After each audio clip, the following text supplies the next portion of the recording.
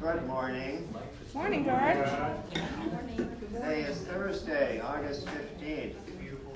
We are at the Freiburg New Church Assembly. I'm Gard Perry. My title is Toward Genuine Human Community, Part 2.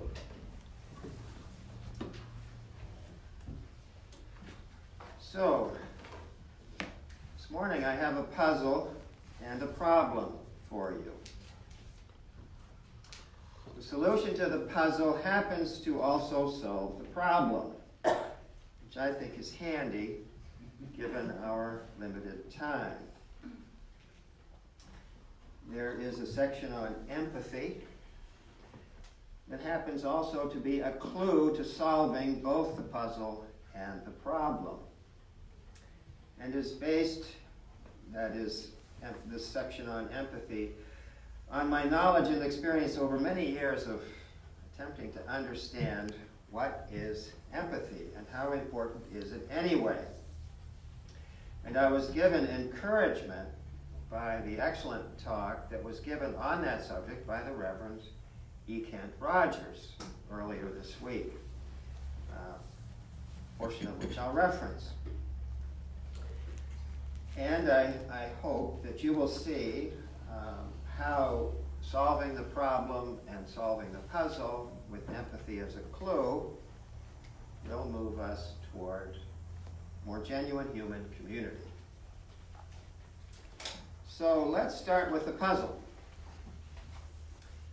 To solve it, you will be able to interpret the paragraph I will read, or portions thereof, from the Arcana, aka Secrets of Heaven. You will be able to interpret this in your own words with a plausible meaning. To say that is what it means to you. Or is it going to be just too difficult? Now, if after I say the puzzle you can solve it, please hold your answer to the end of the talk, where you will have a chance to share your answer. Okay, so let's begin where Swedenborg himself seems to think that this paragraph is going to be difficult. It is from section number 1889, commentary on a portion of Genesis chapter 16, where a conversation between Abram, Sarai, and Hagar is reported. So this is how Swedenborg begins the paragraph. I will now explain the meaning of the words, names Abram, Sarai, and Hagar. However, the depth of meaning of these names is not going to be easy to explain. I have to be careful here. For the subject is the rational level of the mind, how it was conceived and brought forth, and what its quality was before it was united to the internal level of the mind. The reason this subject is so difficult is that it is not known what the internal is, what the interior, or what the external levels of the mind actually are. When I say rational, or rational level of the mind, you might have some idea about what it means. But when I add that the rational level is in between the internal and the external levels of the mind, few will know what that means. Yet the subject in the internal sense is just that, how the rational level of the mind was conceived and brought forth from influx, from the internal to the external levels of the mind. Therefore, in order to prevent what I have to say here, he continues, being utterly unintelligible, know that in everyone there is an internal, a rational, or intermediate, and external levels of the mind, and that these are utterly distinct from one another. Okay, now for the puzzle. He continues, paragraph 1895. Hagar was Sarai's servant. And a servant represents an affection for knowing. Sarai represents intellectual truth. Rational truth is beneath this. Intellectual truth is above this. So rational truth is lower than intellectual truth. Rational truth is brought forth by a desire to know. And it is brought to life by the affection that corresponds to it. This affection is in the exterior level of the mind. To serve intellectual truth that is in the internal mind as a servant serves her mistress. Now, he continues, I cannot explain exactly what I have just said, for one must know first how the rational level of the mind is brought forth from the internal level as a father, and from the external level as a mother. The rational, by the way, is not brought forth from knowing. Rather, it is from the affection or being moved by what one knows. Now, the affection being the maternal life, the celestial and the spiritual is within the affection and is the paternal life. I'm going to repeat that. The affection itself, or being moved, is in the external level of the mind and is the maternal life. Within the affection is the celestial, and spiritual is the paternal life. Therefore, in accordance with the quality of the affection, do we become rational. Okay, that's the end of the puzzle. Not going to repeat it. And I know there are those of you who are dying to raise your hand and to say the meaning of the puzzle in your own words. Please hold your answer to the end, where we'll have an opportunity to share them. Okay, so that's the first part. Let's shift attention to empathy, which, as I mentioned, is a pretty major clue to the interpretation of that difficult passage. I was interested to see that Swedenborg himself says, hey, this is going to be tough. Yeah. All right. It is. All right. So let's shift attention to the practice of empathy, where I hope you'll see that the clue one needs to solve the puzzle you've just heard, and that will solve the problem that we'll hear in a moment, is the case. I begin with a quote from the excellent talk by Reverend Kent Rogers. Empathy transcends our normal mode of communication. Empathy transcends our normal mode of communication. And just for reference, I'm going to posit that I, and perhaps you, are more or less in a normal mode of communication right now. That's kind of a baseline. You know, we could go back and forth on that, and what does that mean? What's ordinary mean? And what do you mean by communication? But it's this. I'm speaking, you're listening, I got some ideas, trying to understand one another. So that's normal. We're going to see if empathy transcends that. Okay, first a definition. And I'm going to offer a definition that is a somewhat enhanced version of empathy. Just read it as I have it. This comes more or less from Herbert Fingeret's classic 1963 work, The Self and Transformation. Very powerful. Consistent with what I believe I've heard as the definition earlier this week, which is extremely helpful. Empathy is a practice of giving attention to another person, whereby the listener can enter into the world, the life world, the circumstances, the world as lived by the other person. We enter into the life world of the other as if they were that other person, able to experience what that other person is seeing, thinking, and feeling from that person's perspective rather than from one's own, as the other is speaking. Subsequently, one is able to respond to the other with a quality of care and understanding that is healing. Okay? So I'm just going to summarize. While the other person is speaking, sometimes this is going to require a special circumstance, like, may I really talk to you? I need you to hear something, maybe help me out. So now you're mode. Now that's obviously, that's not this kind of communication. So already you're in a somewhat non-ordinary form of communication. And you're able to listen to the other person, quote unquote, as if you were that person, knowing you're not, but able nonetheless to fully enter their world, experiencing it as they're experiencing it. Processing that from your perspective, having temporarily suspended your perspective. You're not comparing it to things you know. That's done. That's empty. It's not there. You're just as if you're the other person. And then with care, if you're able to come back to yourself, if they want response, you could say, did I hear this? And is this what you meant? And then they can begin to process it together, the speaker and the listener, and it can be healing.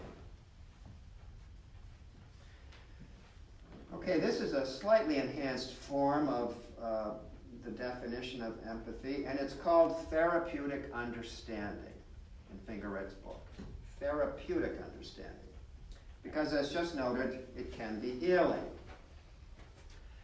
And it's called therapeutic because it is at the heart of a trained person's listening. A skillful therapist employs just this kind of listening in some cases, and can during the 50-minute hour. Now, not wanting to let useful information in the thought of it within the confines of highly skilled professional, I offer the central features of such listening to us as amateurs. Safe in the hands of well-meaning individuals who wish to practice a way of being present with an other that is transformative of both the self and the other. Did I say transformative? Yes. Because theory suggests that such a practice brings both parties to a different kind of being present that transcends the ordinary level of the mind. It's deeper when one enters into such conversation. And I quote, "The practice of empathy transcends normal communication." Okay, so what's the problem? Problem I offer for consideration, and one for which a robust definition of empathy as a solution, is, quote, the feeling of needing to be right. Anybody ever have that feeling? Okay, now I'm not asking for specific answers now, but can you imagine, because I'm going to be playing a scenario for you or saying it, being in a situation where it's important for you to be right? Okay, you with me on this? Okay, I don't see any serious objections. I begin with a disclaimer. There are many times when it's okay to be right and to claim it. So I'm not talking about those times. There are many. For example, if you are a NASA engineer and a colleague starts talking about rocket telemetry in inches and feet, and you programmed the navigation system in centimeters and meters, it's okay to say, nope, you're wrong. We're using metric. Oh, okay, thank you. You don't want to mess around with that. There's no time for empathy because the countdown has already been launched, been initiated.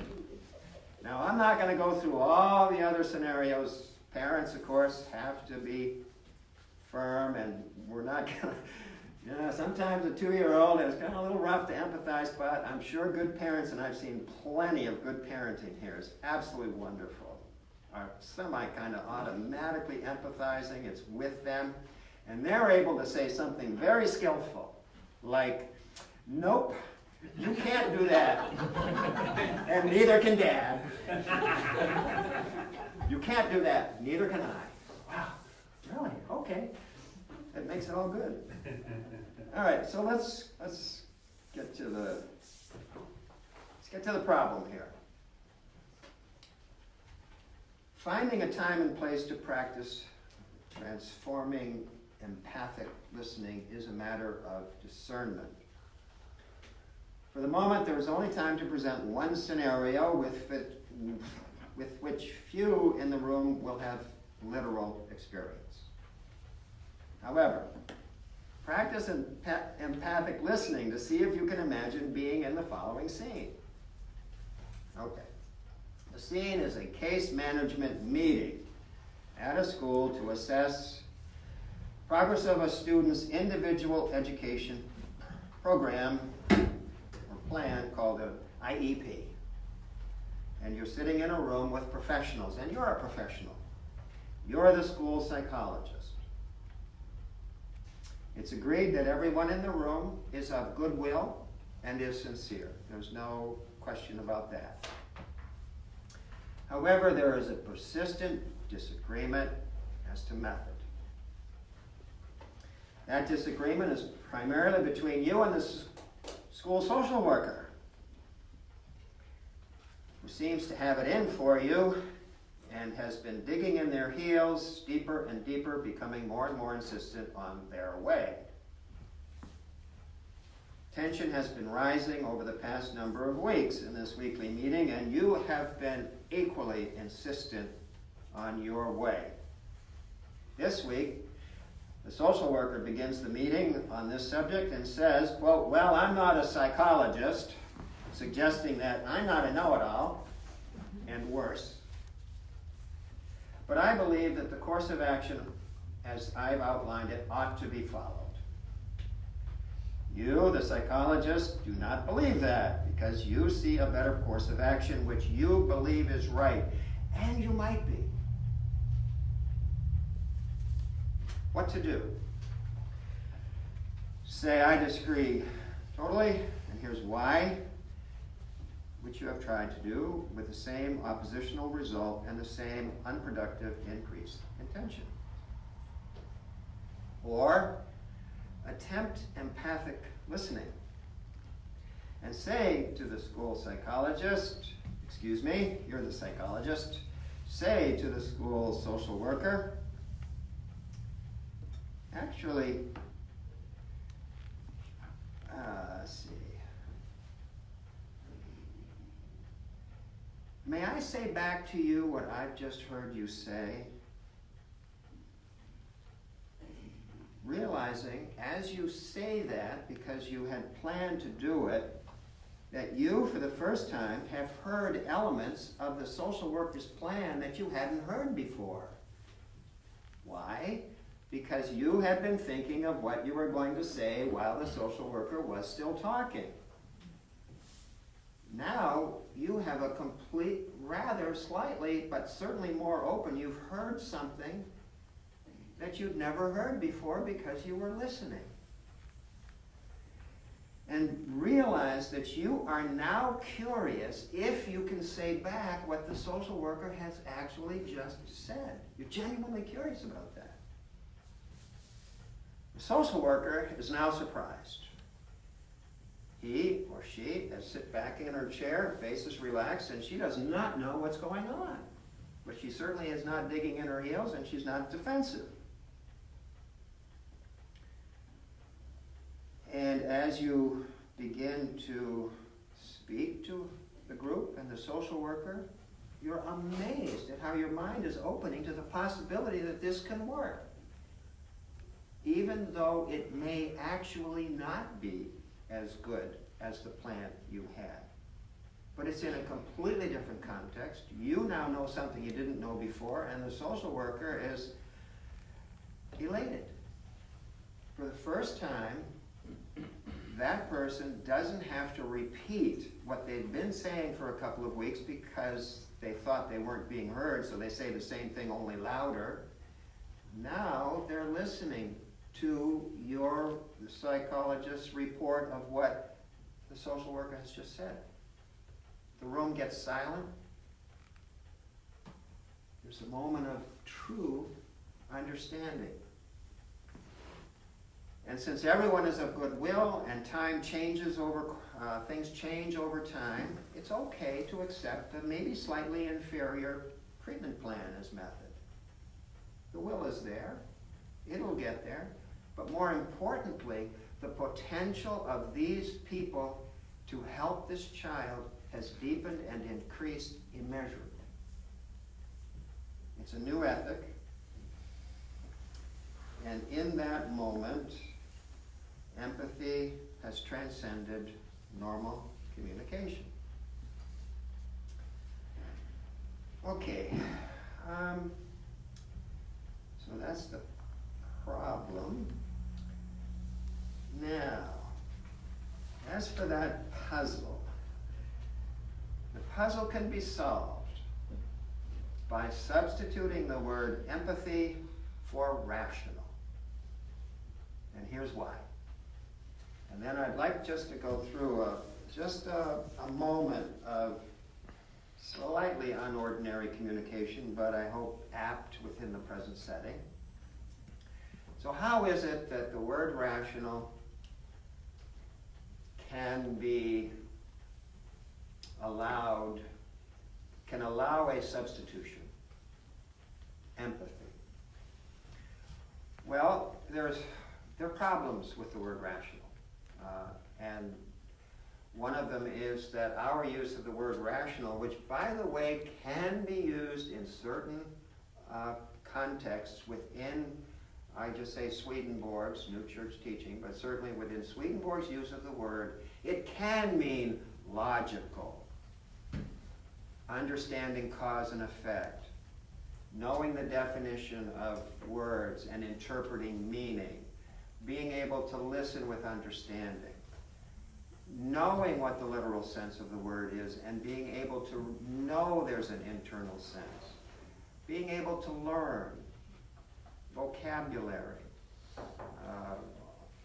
Those are words, use of the word rational that anyone in any context in, conventional conversation, New Church or not, would understand by rational. I'm going to wax just a little bit more on that. Of course, in economic theory, and I will offer, economic theory is roughly that an actor within an economic system will act rationally for their own benefit, and that within a free market system, I'm kind of making this up as I go, and this doesn't really count for the talk, but I'm using the word rational as it's used in our society, as people make decisions based on taking into consideration consequences, generally for themselves. Aha. Beginning, whoa. Now we're going to shift gears a little bit. And I'll offer a definition of rational based on the root meaning. Of course, the root language is Neo-Latin, it's Latin, and it's ratio. And if one looks up ratio, and the adjective, that's rational. Rational, I believe, is both a noun and it seems to function as a noun and an adjective. A rational person. Rational, the first definition in Lewis and Short, Oxford University Latin Dictionary is, quote, to take into account. Ratio is a ratio where one side of the equation takes into account what is or is going to be on the other side of the equation. Now, in the economic theory and standard use, it's simply one looks at what the possible consequence of a course of action is for oneself. and is rational. And that's, of course, by the way, a very, very helpful thing to be able to do on a daily basis. We do it every day, no problem. But what about this other meaning that relates to empathy? All we have to do is substitute for ourselves the other person. So rational is being able from one's own perspective to take into account the perspective of another person, which is not the same. Okay, so now in, I believe, theory, it's called perspective taking. And trained listeners are trained to do perspective taking. It simply means that they're able, under a certain circumstance, and while this is a professional skill, I'm offering it to us as amateurs. We can practice this as amateurs, just with goodwill. We do it for good purposes. Simply suspend one's own perspective for the moment, reverse perspective, and imagine you're the other person. That's perspective taking, and that's the rational. And human beings can regenerate because we have that capacity. Now, Swedenborg talks about that as separation of the will from the understanding. Animals and generally speaking, as far as we know, I am not going to be talking about cats, by the way, because as soon as I talk about cats and kittens, everybody wants to talk about cats and kittens and videos and stuff. I did that last year, and the whole discussion was about cats. So, animals, so far as we know, operate on instinct. They cannot separate their will from their understanding. Now, they're highly intelligent. They're very good at what they do. Uh-oh. It does remind me of a cartoon. It's a Far Side. It's of a Tyrannosaurus Rex in front of a big calendar with X's on every day, except for today, which is find something and eat it. You can't do anything else. Now, we can operate on a day where I'm going to say, you know what, I know I want to go through this day from my own perspective, which we do, but what about if I reverse perspective with Susanna and say, Susanna, is there anything I can do for you to help? There might be. And she will say something, that's easy, I can do that. I reverse perspective, or you can do that. We do that all the time. I just want to name it, the rational. The empathic mind. Okay, so I'd like to solve the problem, and you could raise your hands later to say if you came up to a similar solution. Basic problem is, Swedenborg is saying, it's going to be difficult because nobody knows what the internal level of the mind is, the rational level, which is intermediate, and the external level. In his day, no one did. I claim that I'm a little sketchy on this. I may not know what he really means.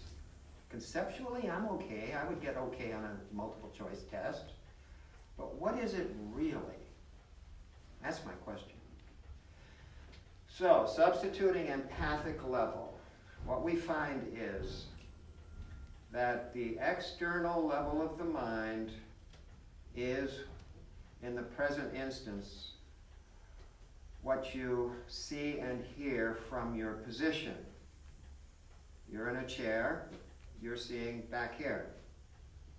There is a bookcase behind you, and you know it, but you don't have to see it, and this is your horizon. It's a limited horizon. It's temporarily limited by the lecture hour. The grounds haven't gone away, but our attention to them has. Children are being protected, etc. So we're free just to give our attention, and it's called bounded. By the way, that came up in the lecture as well. With an empathic concentration of mind, the mind is bounded, by which Swedenborg means the limits of your external mind, what you see with your senses, hear with your senses, feel, and this is it. There's a guy up there trying to explain something. You're sitting there. Now, I'm going to shift to the middle level. If you are willing to try to understand what is he trying to say about this. Levels of the mind, Swedenborg's writings, and the word empathy. If you are willing and are curious, that's the affection. And if you're willing to follow the line of thought as best it's being presented, that's your knowing. And if you have an affection for knowing, something that comes from this guy instead of your own thought, if you're comparing it to something you know, whoops, that's not empathic, that's ordinary. If you're trying to suspend what you know and listen to, wait a minute, what is this really? That's the affection or being, and you may even be slightly moved by it if there's any potential, which comes from understanding that there's not just the external level and not just the mind middle level where you're interpreting this, it's an internal level, depth. Actually, it goes right to the depths of not knowing. There's an unknowing, but it's alive, it's intelligent, and it's flowing from within. And our doctrines tell us that only good and truth, love and knowing, they only come from the Lord, who is the only one who loves and knows. He's the only one who sees. That's right in there. It's right after this paragraph. God is the only one who sees. God is the only one who knows. God is the only one who loves in a pure, essential, knowing sense, which is well beyond our experience. That flows in, that's the word influx, from the internal into the rational to allow us to have the thought process that we're having within this external context. And that is, I believe, an interpretation that is plausible, and it is what it means to me, of how empathic capacity is conceived and brought forth by a desire to know, attention to the external, and open to what flows in from within. Okay, so this morning we've been presented with a puzzle and a problem, some ideas about empathy, the capacity to be empathic and to empathize, to reverse perspective, is a clue to what the internal level of the mind, not the inmost, but the internal, often called the rational, means to take into account the thoughts, feelings, and conduct of another within their context, which gives us more understanding and care, and it's transformative. Hence, it's healing.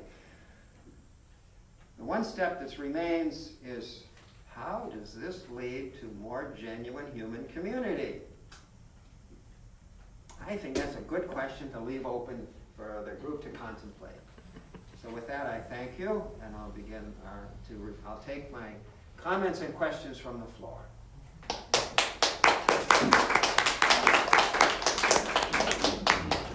I saw a hand right up, and I'll see another hand here. So I'll call on Dave. At the beginning, when you read from Swedenborg, Yeah. You can correct me, perhaps I misheard, but I thought you said that the rational was below the intellectual? Yes. That sounds odd. Okay. Can you explain that? Absolutely. So this is part of Swedenborg's technology. Terminology. Yeah. I solved the puzzle. By the way, did anybody sleep last night? I tell you, I'm stringing together thoughts here just barely. We had a rough night here. Okay, so I'll talk a little bit more about this in the discussion group. Swedenborg claims that Abram and Sarai together represent truth adjoined to good, and that is intellectual truth when expressed by Sarai. He says that.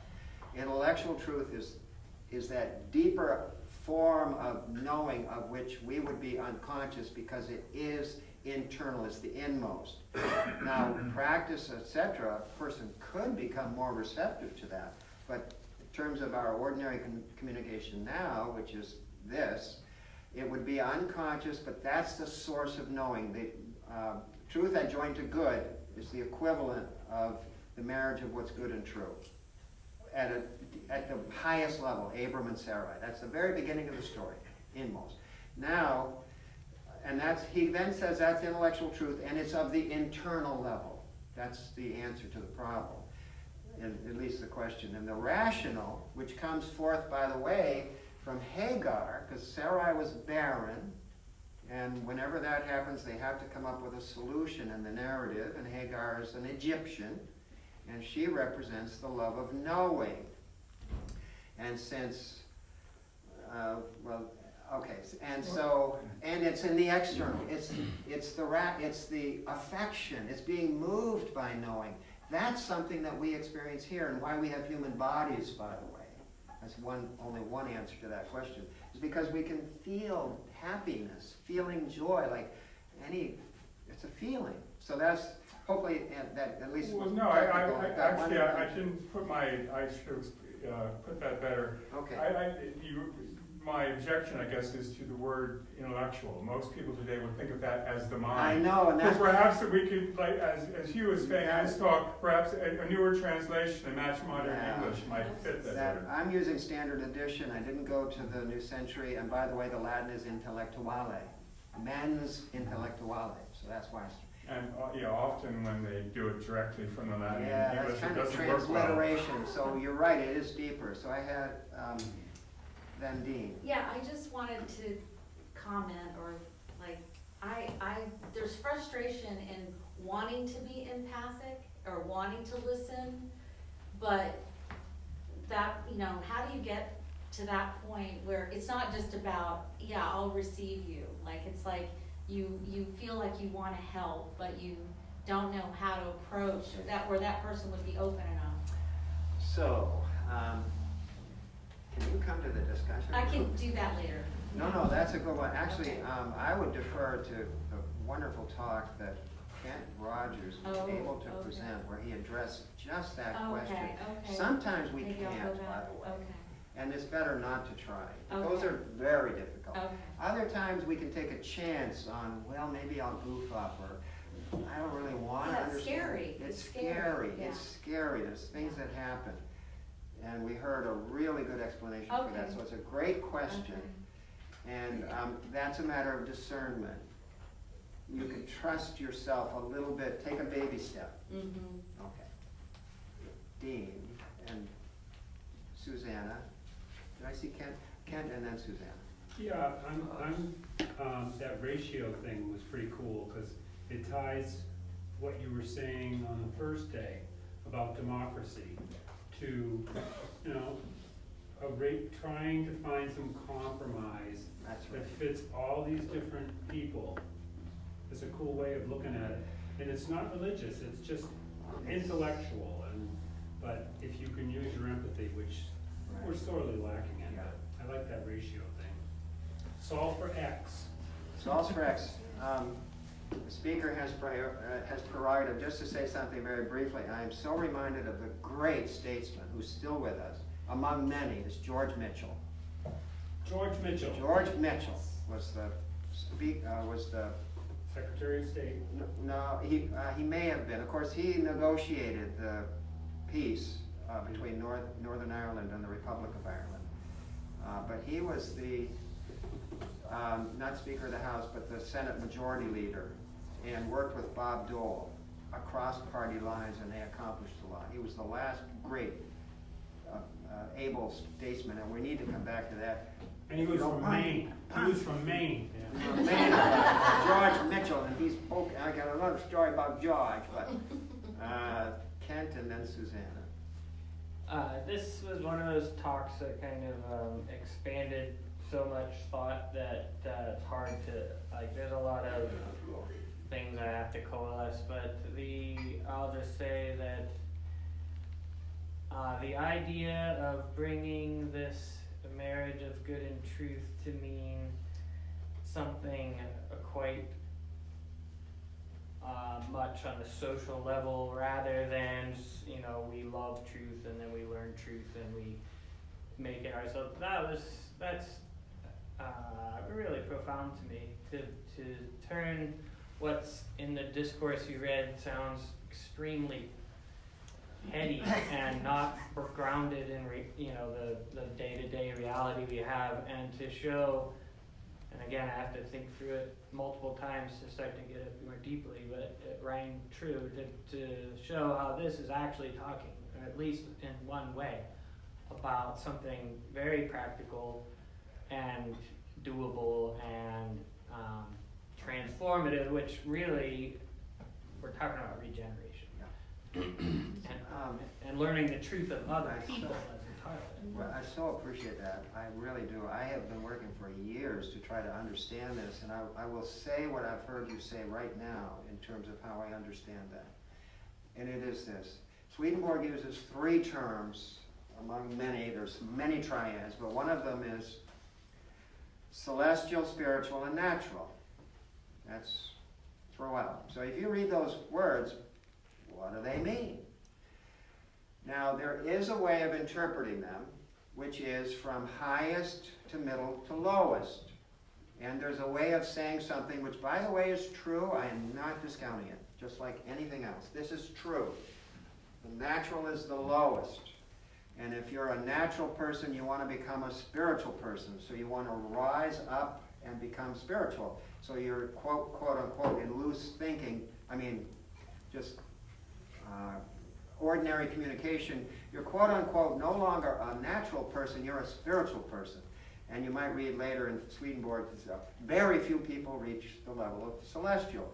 Although I would say, well, what about the Dalai Lama? What about Pema Chodron? What about Mother Teresa?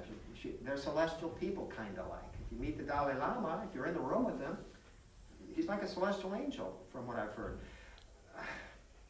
By the way, Helen Keller, I am told, when people were in her presence, they wept.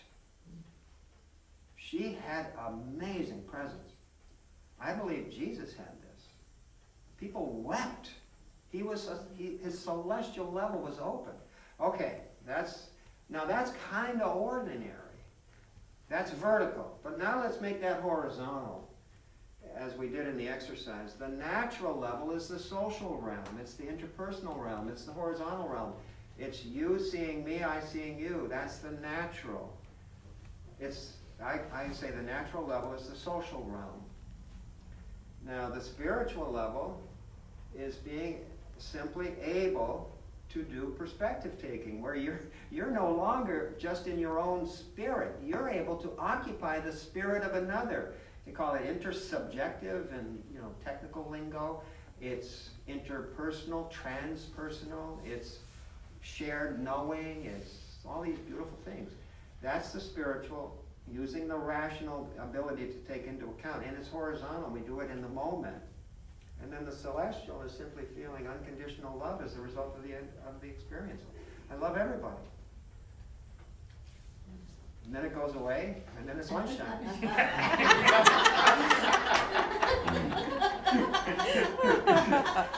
You're bringing it down to the natural again. I didn't start with a joke. I thought I'd throw one in. Okay, somebody else had their hands up. It was Susanna. Well, I too want to say that it's hard to put this in words because it's just a new thing I'm just getting, though. But it's using, the way you described rational. Right. If you think for a minute, so what does irrational mean? So if rational is taking into account what's good for me, if I don't go into the other person's experience, I think they're irrational because I don't understand how they see what's good for them. And then further beyond that, if we were looking at rational for the species and what's good for everybody, it's really hard to see rational because you've got so many people you're attempting to feel into that. How do you, as a person looking at other people, like other groups, for instance, Right. Are they do I see them as irrational because I can't see how they see the good in what they're doing and how they take others into account? Definitely. So irrational takes on a whole other deeper meaning. Irrational is not taking into account the thoughts, feelings of others, because it's totally irrational, because you'll be bumping into people, you will not be communicating well, you'll be guessing what people mean, you won't have good communication. If you can, Wilson Van Dusen has a book called The Natural Depth of Man. And in chapter 3, I just love this chapter. The first sentence is, the skill of understanding others is so essential that it ought to be taught to everyone, beginning at a young age. That's almost word for word. Chapter 3, first sentence, natural depth of man. And he's a psychologist. And he then goes into how he uses it. And I've done something similar. So, Suzanne. And I just want to finish it by saying, so when I perceive something as irrational, it gives me more of a trigger to say, I must not understand. That's it. Because That's right. irrational wouldn't be, people don't intentionally act irrationally. Right. They think it's rational. Right. And then that's totally with it. Now, one slight caveat, I mean, there are, I work with a person with a brain injury, okay? He does not have real rationality, and he will say things that are totally irrational, and I understand them, but I also know he has a brain injury. I guess you're right. Gee whiz, that's not an exception, is it? I thought that was going to be an exception. It's not. You just have to take his worldview into account. Right, You just right, have to And realize he has understand. no short-term memory and no judgment. So it's still rational. It's still, it's rational for him, and then right. for the person who's listening. And that goes for psychosis. A person could say, I'm hearing voices and there's a person sitting next to me. Well, there is. It's just that you don't want to let the person loose in the dining room. Okay? Except under supervision. I mean, you take care of that. One more, unfortunately. Dean. I just thought it was disarming when you read the thing that Swedenborg said that, now this is kind of hard. It's just like the first time I can imagine him writing down and saying, boy, what have I got into? He sounds like just, like, I never heard that. Yeah, before. it's there. I cleaned up the language a little bit. Very That's disarming. that's a version, but those words are in it. 1889, right back there. All right. All right. Okay, we're up to time. I want to thank you very much. Thank you, Gard.